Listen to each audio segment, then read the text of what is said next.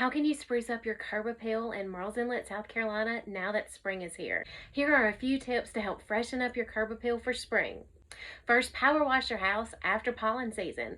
Second, freshen up your landscape or your pots with spring and summer annuals. Add new mulch to your flower beds and clean your gutters.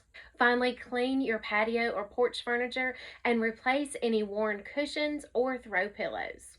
What about if you live in a condo or a townhouse? Sometimes you feel like you may not be able to update your curb appeal. Here's a few tips, but be sure to check with your HOA first. Add a new wreath or a monogram door sign to your front door. While you're at the front door, add a new welcome mat. Clean or update your patio or balcony furniture. Also replace any worn cushions or throw pillows.